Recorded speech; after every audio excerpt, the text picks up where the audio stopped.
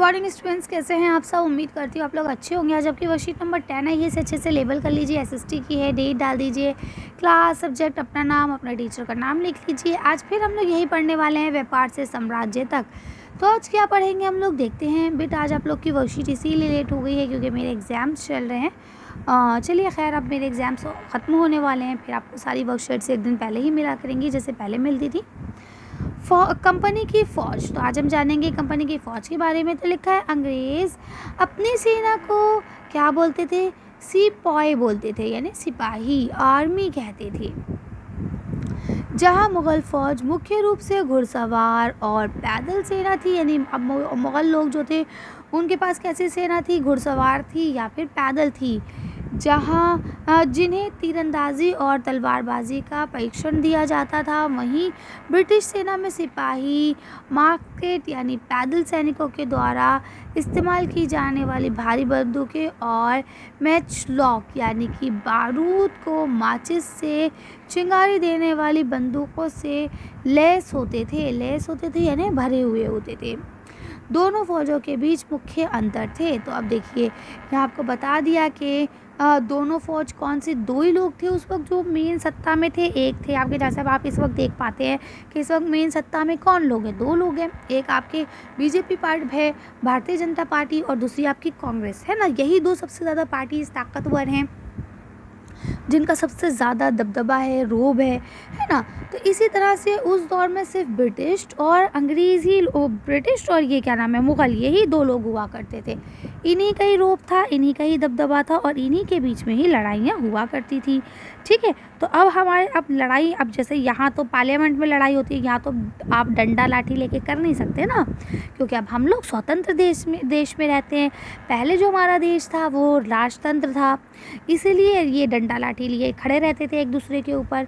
तो अब देखिए, मुग़ल साम्राज्य जो था और ईस्ट इंडिया कंपनी जो थी, इन दोनों के बीच में क्या फ़र्क था। तो देखिए लिखा है, इनकी जो फ़ौज होती थी मुख्यतः सवार होती थी घोड़े पर या कैसे, ठीक है, इनकी पैदल होती थी, है ना। अब यहाँ क्या लिखा है, सवारों का दबदबा, पैदल सैनिक कम। अब यहाँ देखिए क्या लिखा है, सवारों की कम संख्या लेकिन पैदल सैनिक अधिक। ठीक है, यहाँ क्या लिखा है, तीरंदाजी और तलवारबाजी आती थी लेकिन यहाँ ये लोग बंदूक चलाते थे। अब देखिए, तीर का निशाना एक बार लगा पूरी तरह से इंसान मरता भी नहीं है तीर से, है ना। और दूसरी चीज़, अगर आप तलवारबाजी की बात करें तो तलवार आपको बिल्कुल सामने जाके ही उसके चलानी होती है, तभी आप उसको वो कुछ कर पाएंगे। दूर से आप तलवार खींच के नहीं मार देंगे, है ना। लेकिन वही बंदूक जो है वहाँ आप चलाएंगे, कहीं से भी आप निशाना लगा सकते हैं बंदूक में। ठीक, तो इसके बाद देखिए लिखा, विशाल पेशेवर प्रशिक्षण सैनिक नहीं थे। ठीक है, आवश्यकता पड़ने पर ग्रामीण सशस्त्र किसान भी सैनिक थे, यानी कि अगर ज़रूरत पड़ती थी तो जो गांव के लोग हैं, जो किसान हैं, जिन्होंने कभी जाना नहीं कि तलवार कैसे चलाई जाती है, तो उनको भी सैनिक बना दिया जाता था। ठीक है, इनको किसी भी तरह की कोई ट्रेनिंग नहीं दी जाती थी। यहाँ क्या है, यूरोपीय जो सिपाही हुआ करते थे इन्हें अच्छा खासा अभ्यास कराया जाता था, ये अनुशासन में होते थे, है ना। इनको प्रशिक्षण दिया जाता था, पूरे ट्रेनिंग के साथ ही आते थे। तो इनके बीच का अब आपको डिफरेंस पता चल गया। चलिए आगे पढ़ते हैं। तो यहाँ देखिए लिखा, अनुशासित और पेशेवर सिपाहियों की सेना खड़ी करने के चक्कर में अंग्रेज़ कई बार जाति और समुदाय की भावनाओं को नज़रअंदाज कर देते थे, यानी उनको फ़र्क नहीं पड़ता था कौन किस जाति से है, किस समुदाय से है, उनके लिए कोई मैटर नहीं करता था।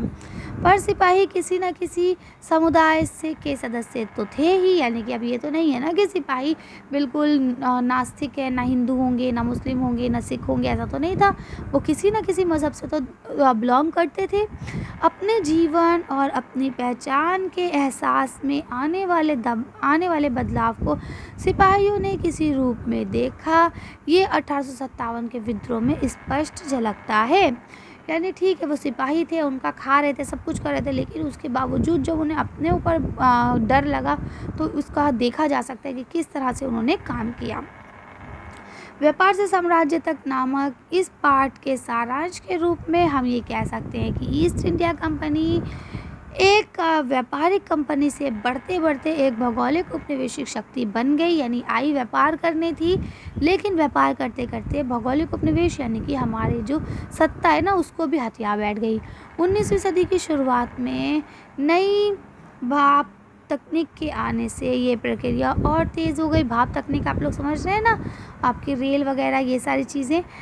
तब तक समुद्र मार्ग से भारत पहुंचने में 6 से 8 माह का समय लगता था, जब केवल 3 हफ्तों में जहाज़ की यात्रा भारत पहुंचाई जा सकती थी। ठीक है, इसके अलावा अब देखिए, पहले अगर आप आते समुद्री मार्ग से तो 6 से 8 महीने लग रहे थे, जबकि अब इन्होंने क्या करा था, 3 हफ्ते के अंदर ही पहुंच जाता था। ज़्यादा से ज़्यादा अंग्रेज़ और उनके परिवार भारत जैसे दूर देश में आने लगे, यानी कि अब अंग्रेज़ों को लालच थी और आसान हो गया था काम भी, तो वो ज़्यादा से ज़्यादा मात्रा में आने लगे।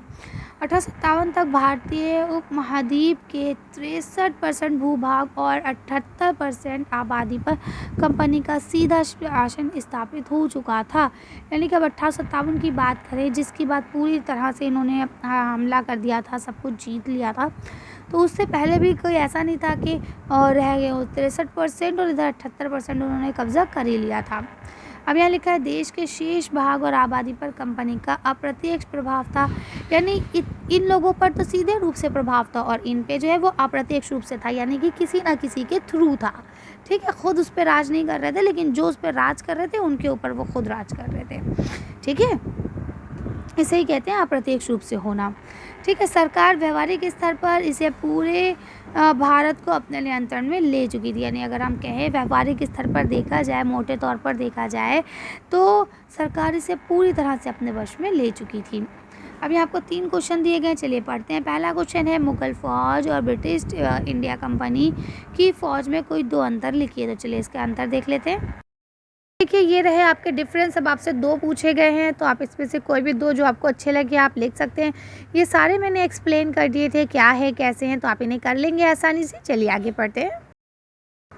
नेक्स्ट क्वेश्चन आपको लिखा है, भारतीय जनता सिपाही के रूप में कंपनी के लिए काम क्यों करती थी। तो चलिए इसका आंसर देखते हैं।